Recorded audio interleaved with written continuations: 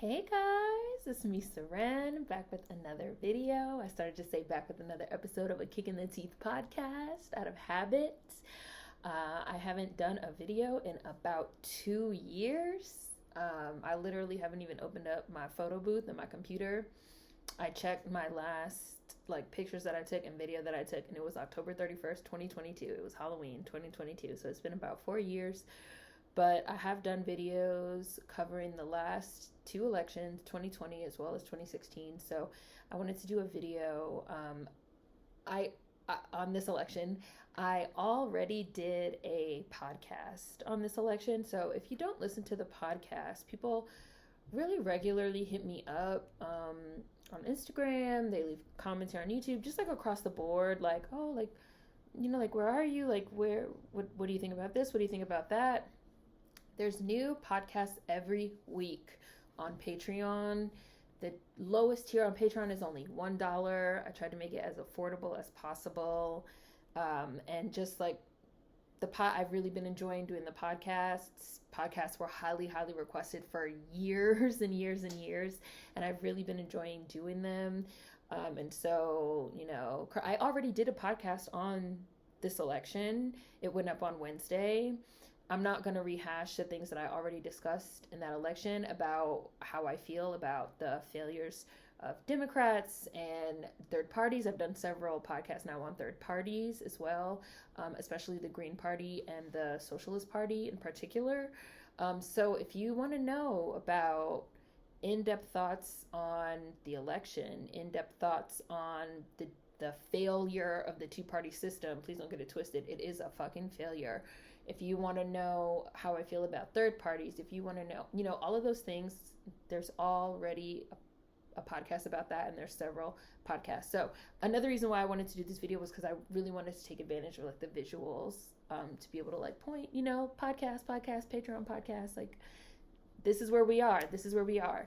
And that's where, current events, racial issues, sociopolitical issues, reviews, movie reviews, reviews of music. I've reviewed Doechii, Alligator Bites Never Heal over there. JT, City Cinderella has been reviewed.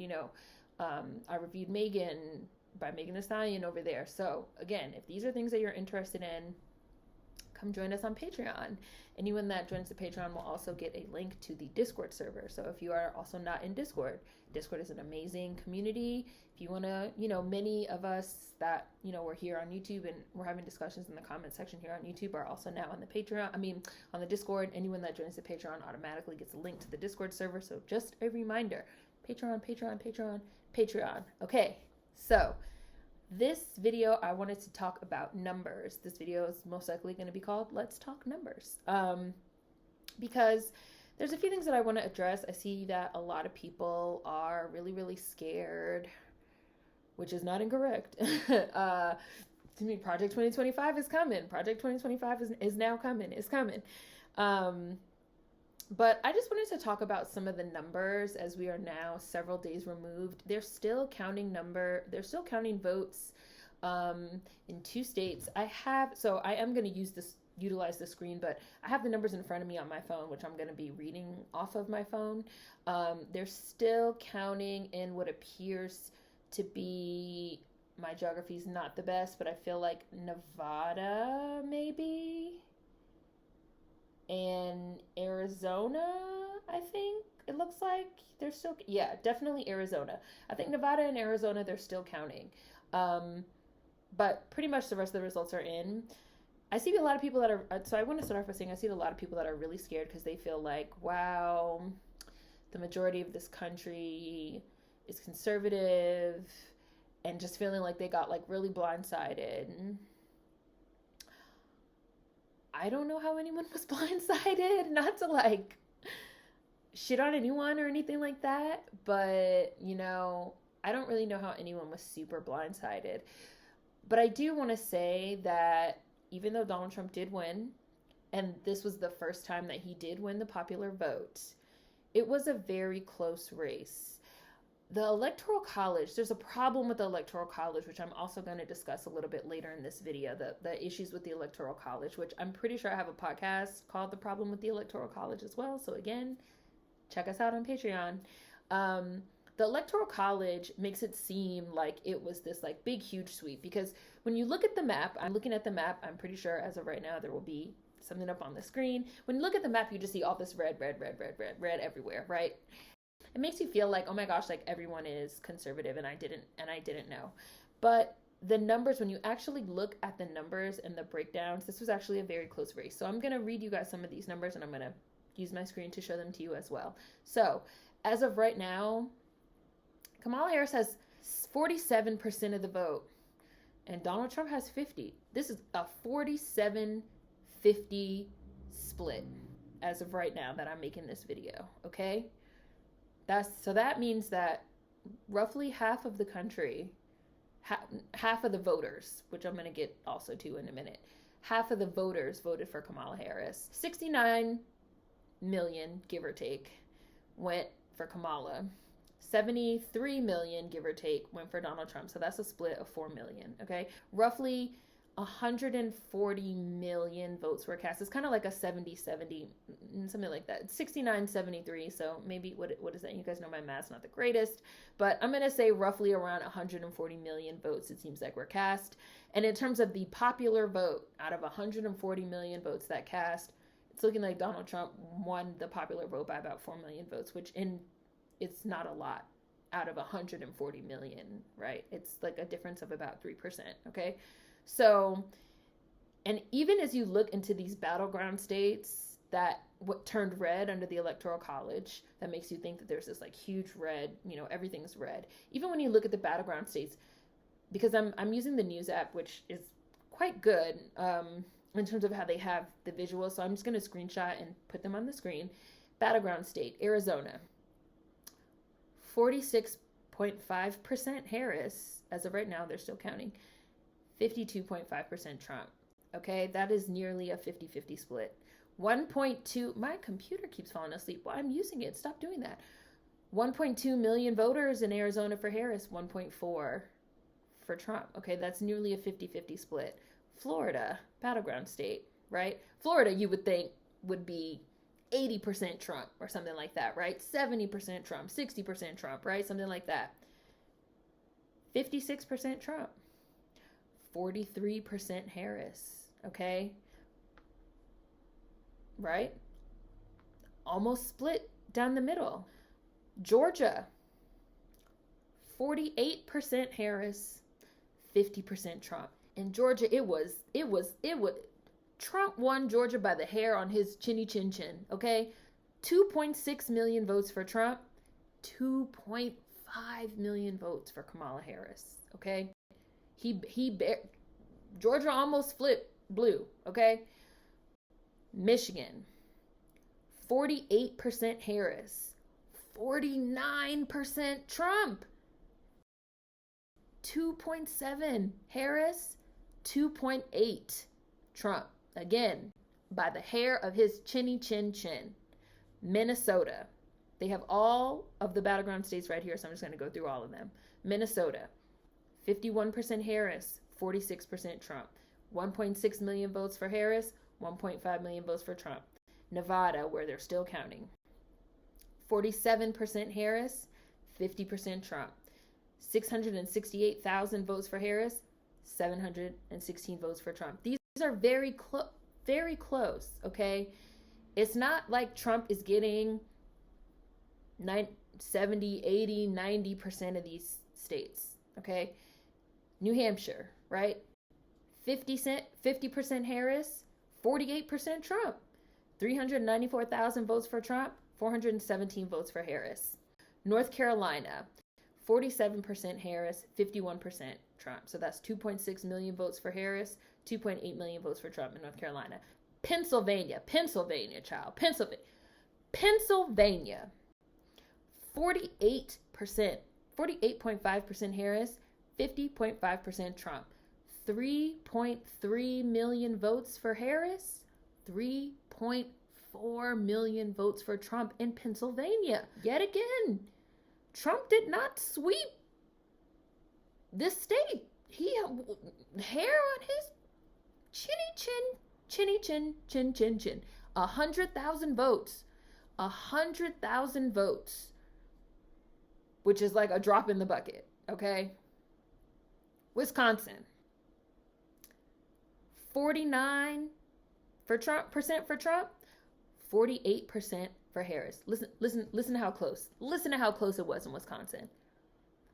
1,697,000 votes for Trump. 1,667,000 votes for Harris. That means that Donald Trump won Wisconsin by 30,000 votes. I have 45,000 subscribers on YouTube. Okay, so those are the battleground states. So for everyone that feels like they're alone, if you live in any of those states, even, pretty much half, regardless of, I guess, if you're a Trump supporter or a Harris supporter, half of the state was with you. So for the people that are really scared and feel like, oh my God, I live in Wisconsin, or, you know, I live whatever, and, you know, my whole entire state is against me, because I've seen people saying, like, they feel like, you know, they're scared. They feel like everyone is against them. That's not true. It was a very close race in terms of the popular vote. It was a very close race when you look at the breakdown of the majority of states, especially in those battleground states. Okay, so like when we actually look at the actual, the pure numbers, okay? The only place that didn't really go half and half, bitch, was Washington, D.C., which was 93% blue and 7% red. Washingtonia said, please don't let this man come back. Washingtonia said, please don't let this man come back to our city. Please don't let this man, we don't want him, okay? Pretty much everywhere else, because I'm looking at the numbers. I'll probably have something up on the screen. Everywhere else, for the most part, with a few exceptions, Alabama went 65% for Trump. Arkansas went 64% for Trump. Idaho went 67% for Trump. Louisiana went 60% for Trump. And Mississippi went 61% for Trump. And North Dakota. Okay. So aside from like North Dakota, South Dakota, which got into the 60th percentile, the highest percentiles for Trump, because even like 60% is like, it's a majority, but it's not 80%, it's not 90%. The highest percentile for Trump was Wyoming, which got 72% of the vote for Trump, and West Virginia, which was 70%. Those were the two highest. The rest were very close. The battleground states were very close, okay? So really, again, don't feel like I see so many political pundits and all this conversation that's just like, oh, like what people need to learn from this is that the majority of the country is more conservative. That is not true. It's literally not true when you actually look at the numbers, not at the biased electoral college map. When you actually look at the numbers, the vast majority of the United States is not more conservative. It's pretty much an even 50-50 split. I'm not going to say that they're more like liberal or left or progressive, whatever you want to call that, but it's pretty much a 50-50 split. There is like a hornet flying around my window. It's been flying around for a while. It made me scared to open my window. So if you guys see like a shadow, because it's like right by my window. So I wanted to start there, okay? And the reason why the Electoral College essentially, in my opinion, it's rigged, okay? The Alexander Hamilton argued in favor of the Electoral College by talking about something called the tyranny of the majority, okay, in the Federalist Papers. And basically, the concept is that just because you have the most people behind you, just because you have the majority, doesn't mean you're right. Which is a statement that I would agree with. That's something that you guys have probably heard me say a million times. Like, just because you have more people doesn't mean you're right, because that's true. And also historically, throughout the history of this country, revolution work and movements for freedom have not been very popular. In my podcast that I did on Wednesday about the election, one of the things that I said, which again, long-term subscribers have heard me say before, is I think a lot about Martin Luther King Jr. and like his approval rating when he was alive. His approval rating when he was alive was like below 50%. I think it was like 30% amongst Americans, even Black Americans. The vast majority of the population were not with what he was trying to do. They felt like, here come this nigga just stirring up motherfucking trouble. Here come this democratic socialist ass nigga stirring up trouble. And what's he doing to our kids? He got our kids going along with it, riding on buses. We just trying to keep our heads down and go about our day-to-day lives and get through our days. And he's just trying to stir up. He's a troublemaker. So revolution work is never popular. It's not. It's never the popular thing. It's always sort of like a handful of people that continue to resist against the tyranny of the majority, as Alexander Hamilton would put it, to enact the change of what they think is right. However, I do think that the Electoral College is flawed, and our current political climate, primarily the GOP, they've figured out a way to utilize the Electoral College to their advantage, because ultimately the Electoral College makes it so that people that live in less populated states, their vote literally counts more. So the reason why I feel like so many people are scared and feeling like the whole world, not the whole world, but the whole country is against them is because when you look at the Electoral College map, again, as I said, it's just this like sea of red. It's this ocean of red, right? And that's because once it's determined that one candidate has got the majority of the votes, the state is called for that person. It's either blue or it's red. Again, this gets back to the issues that we have with our third-party system. Our two-party system, which again, I went in more in depth in the podcast about the two-party system and the faultiness, the failure of the two-party system. But the Electoral College essentially makes it so that if you live in a highly populated state, your vote counts less. And Alexander Hamilton's argument for this was saying that just because more people live specifically in the North and in the West, right, that those people shouldn't get the most votes. And what we're really talking about here is slavery, right? Because slavery was a very contentious point as the United States was being formed after the Revolutionary War, and as we were figuring out like who we were going to be as a country, because you had Northerners that said like they don't want slavery to continue. And also when we were talking about introducing new states into the Union, California, especially out west, as they expanded out west and as they stripped natives and indigenous people of their land, waged genocide against them, it was like, well, what are we going to do with these like new states that are coming in? Are they going to be slave territories? Are they going to be free territories? What are we going to do?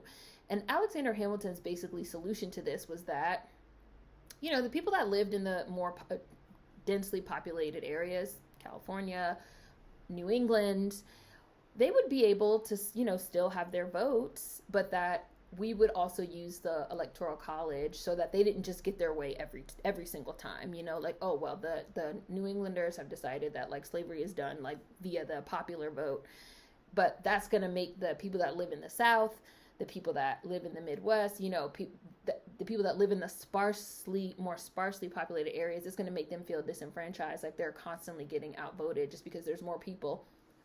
Bitch, if there's more of us than you, we should win. But whatever, we're not going to go there. You know, they're going to constantly feel like they're getting outvoted just by the tyranny of the majority, just because the majority, you know, says. So we're going to introduce this Electoral College system where every state is also going to be assigned a number of Electoral College votes. I like to think of it as like points in my head, right? Like a point system, okay? So you have an actual vote, a popular vote, and then you have the Electoral College, which is a point system. For every state that flips either red or blue, that person gets the points. However, the way that our Electoral College system is set up, again, the people that are in the battleground states, you know, the swing states, the more sparsely populated states, their vote inevitably ends up counting more when we're talking about pure numbers and this being a numbers game. The example that I'm going to use is California. California is the most populated state. California currently has a population of about 38 million people. California has 54 electoral college votes or points. Like I said, for the sake of this conversation, I'm going to use the term points, okay? It's the most points of any state. So it seems like, oh yeah, like that's fair, you know. But again, when you look at the electoral college map and the way that it seems like the whole map turned red and the way that Donald Trump swept the map, let me tell you what the current electoral college numbers are. Well, they're not going to change, but the current electoral college numbers, the final electoral college numbers, Donald Trump got 295 electoral college votes or points. Kamala Harris got 226, okay? That is a difference of 69 points. 69 points. However, if you look at the pure numbers, only 4 million votes separated them in terms of the popular vote. So 4 million votes across key battleground states were worth 69 electoral college points. 4 million votes were worth 69 of them. 38 million people live in California and they only got 54 points to share amongst themselves. 54. 5 million people in battleground states got 69 electoral college points. 38 million people got 54. So the people that live in Wyoming, the people that live in West Virginia, I don't even think a million people even live. Let me look. Let me see. What is the population of Wyoming? I don't even think a million people live in Wyoming. Population Wyoming. 584,000. 584,000 people live in Wyoming. You want to know how many people live in Washington, D.C.? 689,000. More people live in the city, in the District of Columbia, than in the entire state of Wyoming, which is funny because one of the main reasons they like to say that they don't want to give D.C. statehood is because they say that our population is too small. D.C. has a larger population than the entire state of Wyoming, okay? And every state automatically gets at least three electoral college points, okay? So again, if you live in one of these battleground states, or even if you live in like a very sparsely populated state like Wyoming, your vote, it quite literally counts more. It counts more. It's meant to be a checks and balances system, but ultimately it has resulted in a two-party system where people campaign very heavily in battleground states because the will of the people in the battleground states matters more than the people that live in the more populous states. Their votes quite literally matter more. A difference of 4 million votes got Donald Trump 69 points in the Electoral College. 38 million people live in California and they only get 54 Electoral College votes. Like, in terms of like a pure numbers game, it's not fair. It's literally not fair. So I also wanted to put that out there when you guys see what looks like this, like, you know, huge red map. Wow, Donald Trump swept the Electoral College. He swept all the states. Everybody voted for him. The numbers do not support that argument. The numbers do not support the argument that the vast majority of the country is moving further to the right or becoming more conservative. 140 million people came out to vote. It's roughly a 70-70 split with a difference of 4 million votes that ended up being the deciding factor. So half of the voting population voted, you know, one way or the other. Okay. So I've also done several podcasts now on Patreon about, you know, the Civil War and are we potentially approaching a second Civil War in the United States, which I do think that we are, because roughly half of the population wants America to be one way. Roughly half of the population wants America to be the other way. And it's you know, at the end of the day, you can't continue on with roughly half of your nation consistently every time, regardless of who wins, feeling disenfranchised. Like it's not, I feel like it's not sustainable. It's not sustainable. Like our two-party system, our duopoly is really not sustainable, which leads me to the fact that our American population is 334 million. Okay. 334 million. roughly 140 million people actually came out to the polls and voted. Out of that 334 million, about 20 million people are ineligible to vote. So those are like convicts, like convicted felons. Convicted felons could become president, whatever, but they can't vote. So out of that 334 million, roughly 20 million people can't vote. Okay. So that leaves us with about 314 million. Out of that remaining 314 million, roughly 80, shout out to Danny for giving me this number, roughly 80 million of that, and I definitely can't do this in my head, so let me get the calculator. Roughly 80 million of that is children. So obviously people under 18 can't vote. So that leaves you with about 234 million people that are eligible to vote, roughly. So out of 234 million, 140 people came out to the polls. That means that about 95 to 100 million people, 95 to 100 million people didn't vote. Or they voted third party. Because we're talking strictly about the numbers for Kamala Harris, Donald Trump, Democrat, Republican. So roughly 95 million to 100 million people either didn't vote or they voted third party. I'm not mad at third party voters. I said this in my podcast. I'm not mad at third party voters. I see so many people that, Joe Stein, Claudia and Karina. I'm not mad at third party voters. Our two-party system does not work. It doesn't work. People aren't feeling like their voices are being heard. People aren't feeling like either party represents them, represents what they want, represents their issues. I was really hoping, I did do a podcast that was called, Is 2024 going to be the year of third party politics? I did it at the beginning of this year in January. So again, if you're not on the Patreon podcast, get on it. And unfortunately, I don't feel like it ended up being the year of third party politics in the way that I had hoped, which I did do a follow-up podcast on, sort of outlining many of the reasons why I felt like what I hoped would happen didn't happen. So again, check out the podcast if you want to hear more on that. But like at the end of the day, like many people don't feel like either party represents them. And they want other things that neither party is suggesting, that neither party is giving them, especially in my opinion, leftists. I'm just going to stick with leftists as a term, especially in my opinion, leftists, people that say we want a ceasefire in Gaza. We want universal basic income.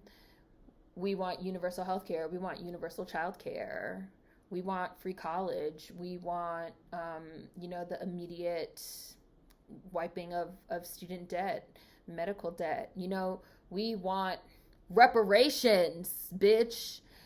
And the so-called left party, liberal party, which is the party of the Democrats, which really the party of the Democrats has become the party of the establishment. Let's be real. They continue to tell us, no, we can't do those things. No. And I also said this in my podcast that what the right has done has leaned into their base and what their base wants. They don't say no to their base. They don't say no. They say yes. Even if it's lies. And I'm not saying Democrats need to lie to people, but it's like the Democrats don't even try. People have lost faith in them correctly, appropriately, like full stop. They don't even try to lean into what people want. And I think that this is only also going to become more and more apparent because I've also done several podcasts on why young people don't vote, the apathy that young people feel towards the voting process, feeling like they're not going to get what they want. Young people on both the left and the right are becoming increasingly more radicalized. And the thing about Democrats is that Democrats treat that like it's a bad thing, while the Republicans lean into it. And then you also now have these third parties. Again, my main focus has been the Green Party as well as the Socialist Party, Claudia and Karina, that they say, like, we're in favor of a ceasefire in Gaza. We're in favor of sweeping climate policy. We are in favor of reparations. We're, a lot of us was like really eyeballing Elizabeth Warren, there are other parties and other political individuals that are interested in, at least having a conversation about some of the things that we want, which like Democrats don't want to do. So it just kind of feels like, fuck y'all, and I do wonder if they're going to walk away from this with this loss with the wrong message. Cause I feel like the mainstream media, just like they did in 2016, is really gearing up to make this about, to make the conversation about the United States is more conservative and the people are moving more to the right, which is not the case, okay? Half of the people that came out and voted against a move to the right. 70 million people, okay? That's not the majority. I mean, like, technically Donald Trump won the majority because he got, like, roughly, like, he got 73 million votes to Kamala Harris's 69 million, but, like, again, like, almost 70 million people said no. But, like, again, really, you have the bulk of the voting population that still didn't want to come out and vote, because they just weren't interested in either party, or again, they voted third party because they're not interested in either party. They're not buying what these motherfuckers is selling. And again, I just feel like Dems continue to read the room wrong in terms of what people want. Going back to fucking 2016, when the people said they wanted Bernie. I genuinely believe that Bernie Sanders would have fucking beat Donald Trump. But they said, no, we can't run a democratic socialist. We are the party of the establishment.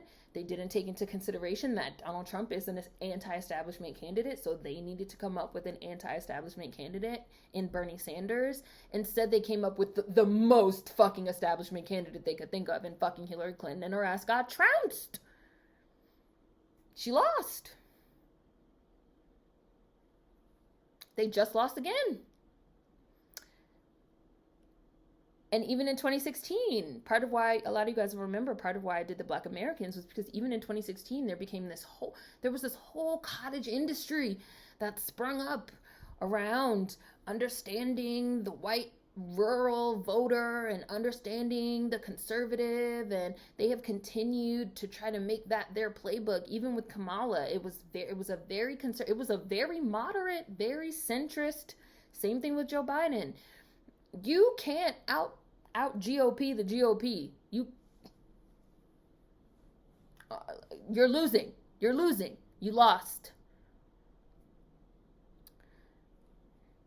I also feel like I see a lot of people saying that, well, actually, before I get to that, I also want to talk about multimedia. I feel like the media and the multimedia has shifted, and leftists, so-called leftists, I feel like have not kept up.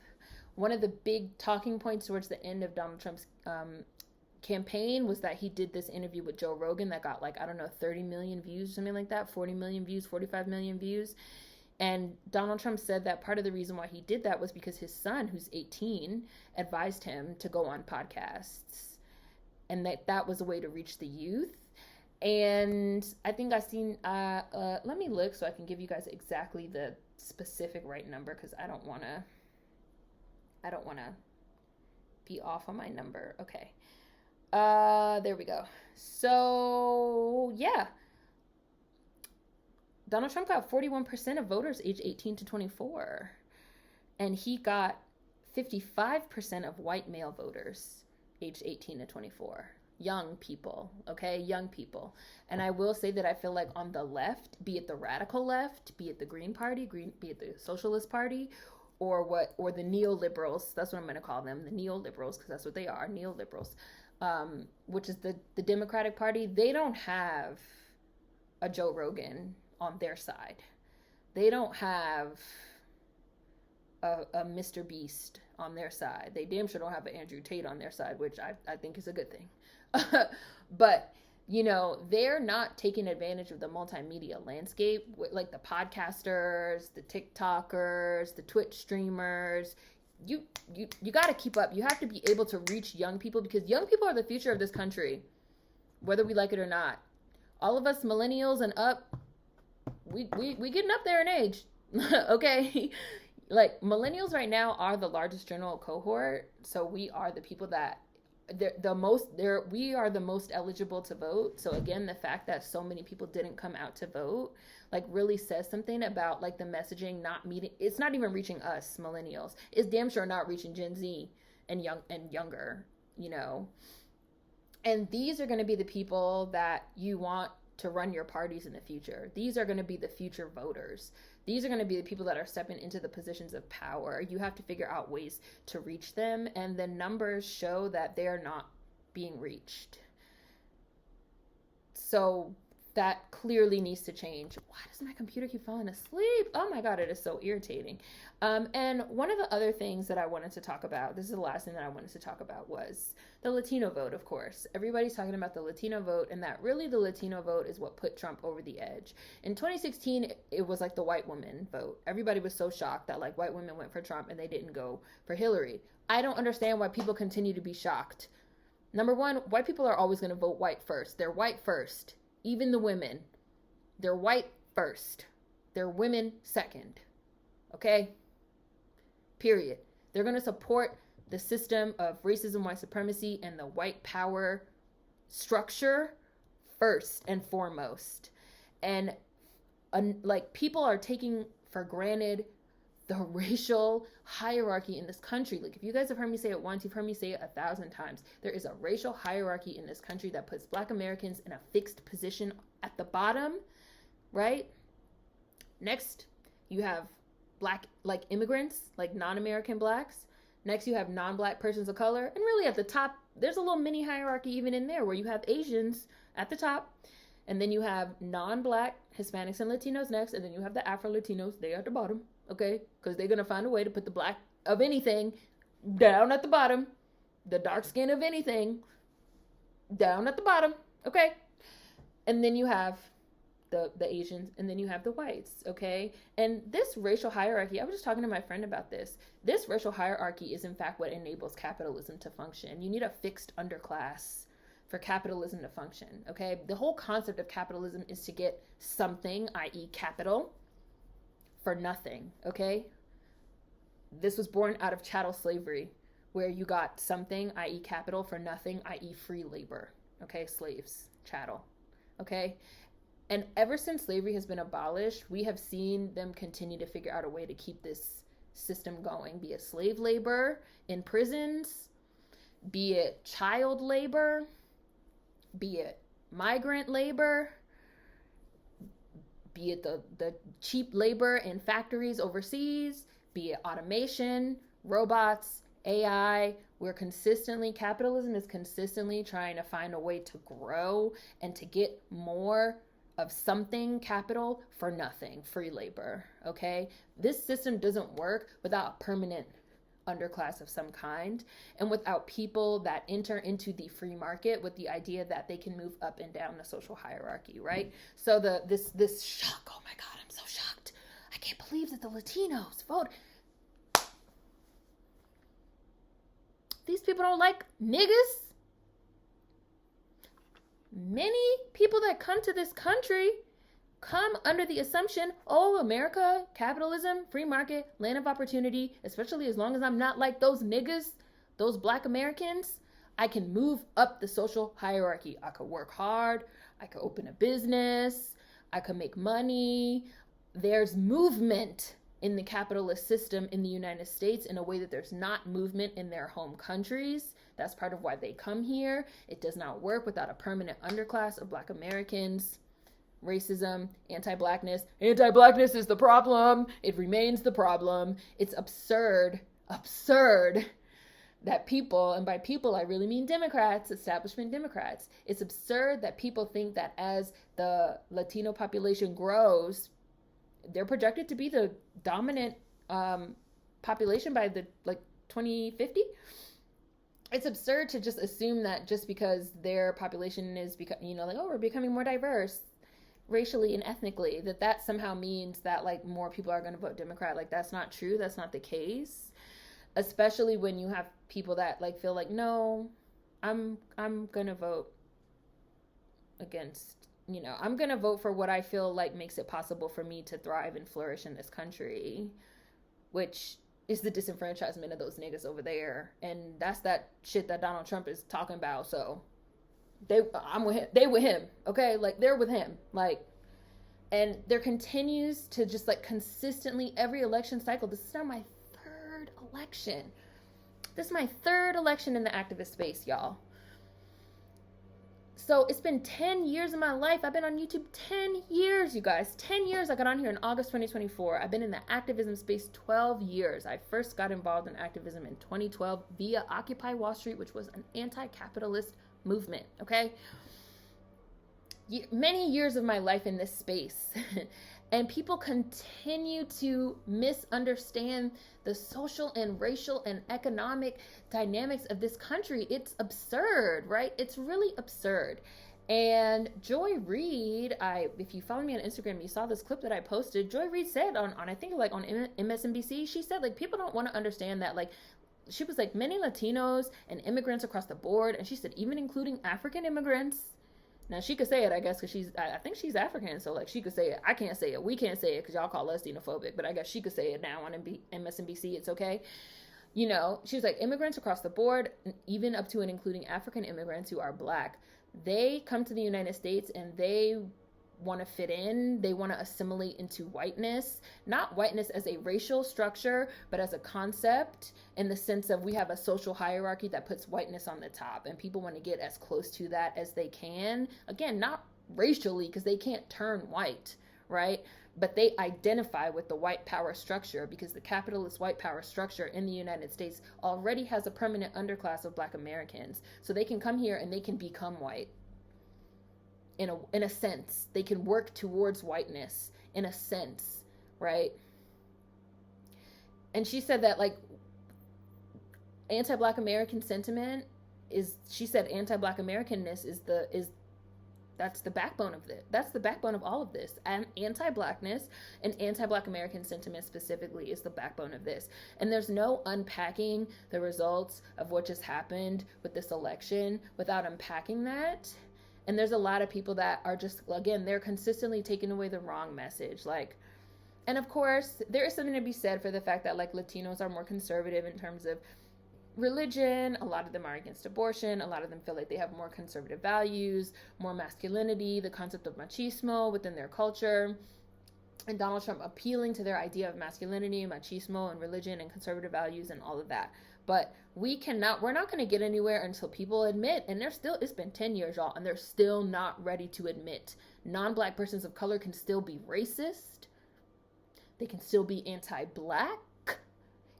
Immigrants of any race, including Black ones, can and are against Black Americans. They practice anti-Black Americanness sentiment, and that is the structure by which everything else grew out of in this country in terms of capitalism. And that's something that's really holding me back from socialism as well. I'm following the Socialist Party. I'm going to read some of their materials. Maybe I'll do a podcast on that on Patreon, tell you guys what I think, because I feel like they don't acknowledge that fact enough for me. Like, I need some type of acknowledgement that that's what's happening here.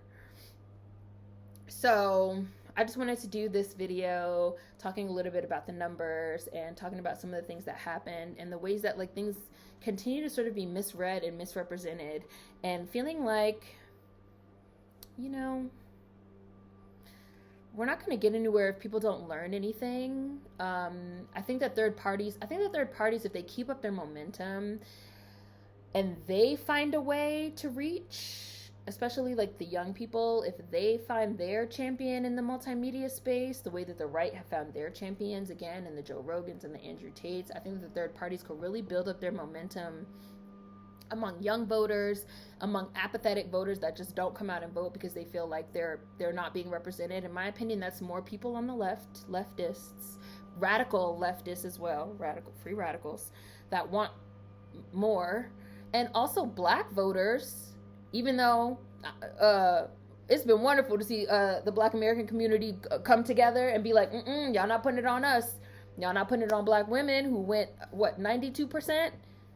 Y'all not putting it on Black women, and y'all are also not putting it on Black men. Let me see. Here we go. Breakdown by race and gender. Excuse me, sorry. You guys know, where is the breakdown by race and gender? Where's the breakdown by race and gender? Let me see. I saved it now. I don't see it. Breakdown by race and gender. Where is it? There we go. Black women, 92%. Black men, 78%. Okay? The highest of any. White men went 39% for Kamala. White women went 47% for Kamala. Latino men, 44% for Kamala. 54% for Trump. Latino women, 61% for Kamala, 37% for Trump. All other races was even split, 50-50. Okay, so I don't want to hear no, oh, black women, no black men.